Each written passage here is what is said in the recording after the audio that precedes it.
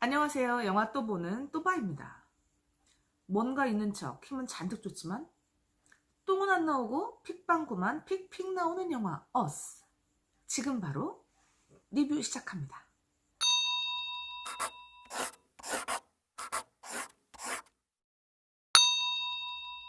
어스를 보고 어스 해석이라고 사람들이 네이버에다 막 검색을 해봤다고 해요. 사실 저는 이 사실만으로도 이 영화가 굉장히 좋은 영화라고 생각합니다. 좋은 예술이란 소비가 끝났을 때 사람들로 하여금 막 더 알고 싶고 뭔가를 더 공유하고 싶고 이야기를 나누고 싶고 막 더 파고들고 싶고 이런 게 좋은 예술이라고 생각을 하는데요. 그런 측면에서 영화 어스는 일단 제 기준에서는 합격점은 넘겼습니다. 그렇다면 이 영화는 두고두고 회자될 만한 걸작인가? 인가 하면 또 그건 그렇지 않아요. 이유는 간단합니다.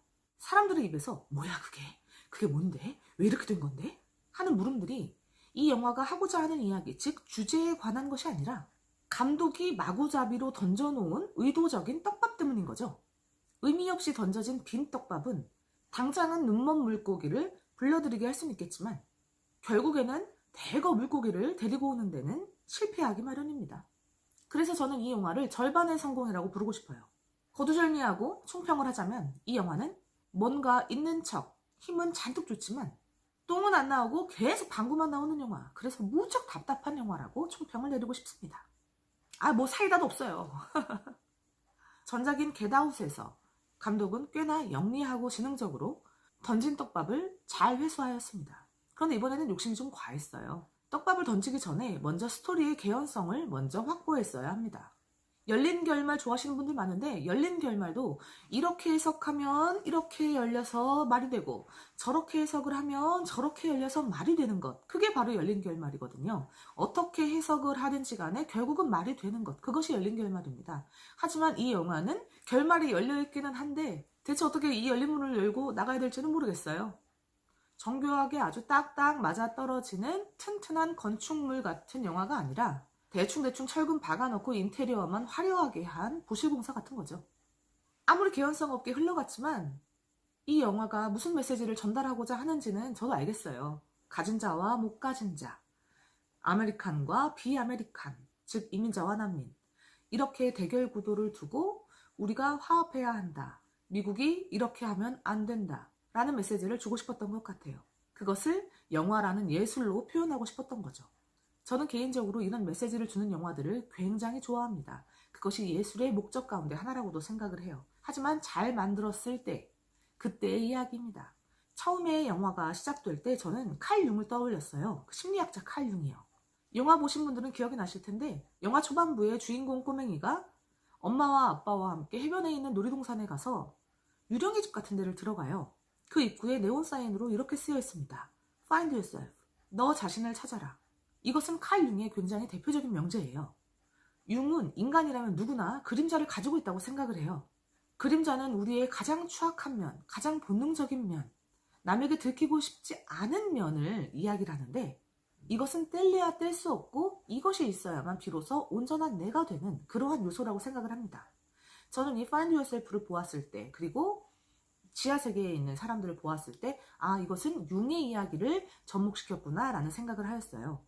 하지만 시간이 흘러가면서 이 영화는 그 융의 이론과는 딱 맞아떨어지지 않습니다. 그림자와 내가 서로 화합하고 합일되어야 진정한 나, 온전한 나가 될 수 있다라고 이야기를 하거든요. 하지만 영화를 보면 영화 내내 가위 들고 설치지 않습니까?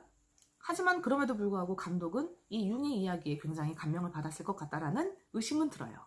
왜냐하면 지하세계에서 온 레드가 지상에 있는 주인공을 계속해서 죽이지 않고 있어요. 죽일 기회가 너무나 많음에도 불구하고 가위를 들고 나왔음에도 불구하고 여러 번 기회가 있었음에도 불구하고 그 일을 성취해내지 않습니다. 굉장히 머뭇거리죠. 그리고 결정적으로 마지막 액션씬, 발레에서 두 명의 무용수가 추는 춤을 지상과 지하에서 서로 하모니를 이루면서 춤을 완성해 나갑니다. 그리고 그게 현실에서는 액션으로 묘사가 되고요. 완벽한 하나가 되는 거죠. 아무리 가위를 들고 나오지만 사실 레드의 마음속에는 하나가 되고 싶은 그 열망이 있다는 것을 느낄 수 있습니다. 하지만 현실은 그럴 수가 없죠. 누군가는 죽어야 합니다. 그리고 그건 바로 레드가 되는 거죠. 융에 이어서 또 하나 둥실 떠오른 철학자가 바로 플라톤입니다. 플라톤의 동굴의 이데아론이라고 있어요. 자, 죄수들이 있습니다. 이 죄수들은 동굴에 있어요. 동굴에 어떻게 있느냐? 묶여 있어요. 팔이 묶여 있고 머리도 고정되어 있습니다. 그래서 이 죄수들은 앞만 볼 수 있어요. 이 죄수들의 뒤로 태양이 떠오릅니다. 태양이 떠오르면 그림자는 앞으로 생기겠죠? 이 죄수들이 볼 수 있는 건 이 그림자뿐입니다. 이게 바로 플라톤의 이데아론이에요. 이 동굴은 우리의 현실 세계, 이 죄수는 바로 우리들, 이 그림자는 우리가 인식하고 느끼고 바라보는 모든 것들, 즉 실체가 아닌 진짜 나무, 진짜 꽃, 진짜 무언가가 아닌 우리는 그것의 그림자만 보고 그것이 진짜라고 믿고 있다는 것이죠. 진짜는 따로 있는데 그 진짜가 바로 무엇이냐? 바로 이데아, 동굴, 닭. 그런데 이때 죄수 하나가 풀려나요. 뭐 이유는 모르겠어요. 풀려납니다. 그리고 이 죄수는 탈출을 합니다. 어디로? 저 바깥 세상, 이데아로. 그리고 거기서 어떠한 일이 벌어지느냐. 처음엔 눈을 못 뜨죠. 아, 눈부셔. 처음 보는 태양이잖아요. 시간이 좀 걸리다가 조금 있다가 보게 됩니다. 나무, 꽃, 진짜, 리얼로요. 얼마나 놀랬겠어요. 그래서 이 사람이, 이 풀려났던 죄수가 다시 동굴로 돌아옵니다. 그리고 뭘 하느냐. 묶여있는 죄수들에게 이야기해요. 야야, 너네 이거 다 가짜야. 진짜는 따로 있어. 자, 빨리 깨닫고 저 진짜 이데아를 향해 나아가자. 죄수들이 어떻게 해요? 믿을까요? 아니요. 야, 구라치지 마. 어디서 약을 팔아. 이게 진짜야. 이 그림자가 진짜라고. 라고 하죠. 이게 바로 플라톤의 이데아론입니다. 레드가 가위를 들고 빨간 옷을 입고 나타났을 때 저는 이거 너무 노골적인 거 아니야? 라는 생각을 했어요. 플라톤의 죄수, 레드가 바로 미국의 죄수들이 입는 바로 그 비슷한 디자인의 옷을 입고 있죠. 그리고 영화에도 정확히 나오듯이 자기를 스스로 묶여있는 자, 묶인 자라고 표현을 합니다. 자, 다시 영화로 돌아오면 의문점이 하나 있어요. 플라톤의 이데아론에 따르면 동굴에서 풀려난 죄수는 지상세계에 가서 진짜 리오를 보고 난 후 다시 동굴로 돌아가서 나머지 묶여있는 죄수들을 해방시키고 싶어 합니다. 하지만 이 지하세계에서 풀려난 이 꼬맹이는 왜 다시 돌아가지 않았을까? 그만큼 각성하기가, 깨닫기가, 진실을 진실로서 받아들이기가 힘들다는 이야기일 것입니다. 이 아이는 자기 스스로 족쇄를 풀고 나오지 않았어요. 어떠한 우연한 사건에 의해서 길이 열렸고 그 기회를 잡았을 뿐입니다. 스스로 깨닫고자 하는, 스스로 각성하고자 하는, 스스로 진실을 파헤치고자 하는 그런 열망이 있는 상태가 아니었어요. 그러므로 나 하나만의 안위만 생각하면 그만인 상태가 될 수 있었겠죠. 그리고 또 하나는 지상이라고 올라갔는데 이게 결코 바람직하지 않은 상황인 거예요. 진짜 이데아가 아닌 거죠. 이것도 역시나 모순투성이입니다. 그건 해변으로 놀러 갔을 때 친구 부부의 가족을 보면 너무나 명확하게 나옵니다. 남편과 부인과 아이들의 그 한심스러운 모습은 사실은 이 지상의 세계, 이데아라고 표현할 수 있는 이 세계 또한 이데아가 아니다, 진짜가 아니다, 바람직한 곳이 아니다 라는 것을 감독은 보여주고 싶었던 것 같아요.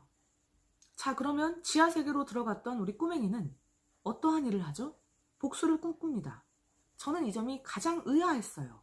저라면, 제가 그 꼬맹이였다면 저는 개인적인 복수를 했을 겁니다. 즉, 다시 내 위치를 제자리로 돌리고 싶었을 거예요. 그게 가장 큰 욕망이었을 것입니다. 전체 시스템의 전복이 아니라 내가 다시 그 자리로 돌아가는 것, 내가 원래 있던 자리로 돌아가는 것, 그것을 꿈꾸었을 거예요.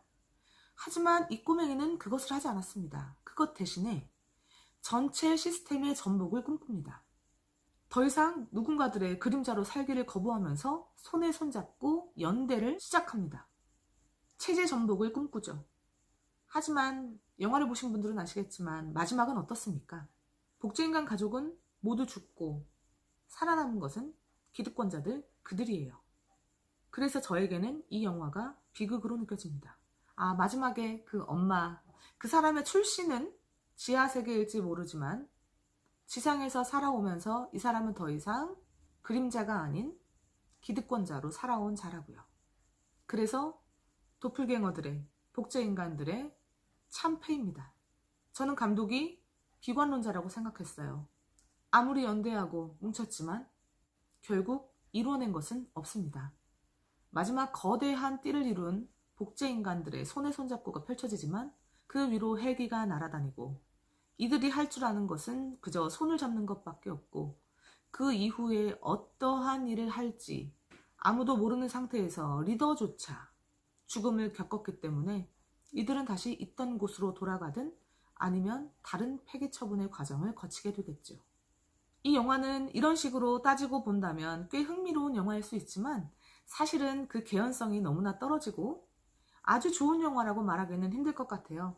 대신에 감독 특유의 분위기, 음악, 연기 이런 것들로 인해서 영화가 꽤 볼만한 그냥 킬링타임용으로 볼만한 영화이지만 무언가 곱씹고 나에게 성찰을 주고 나에게 반성의 시간을 주고 하기에는 주제의식만 너무나 컸지 그것을 표현하는 결과물이 썩 좋지 않았다는 생각입니다. 제 어스 리뷰는 여기까지고요. 다음에는 또 다른 영화 리뷰로 찾아뵙겠습니다.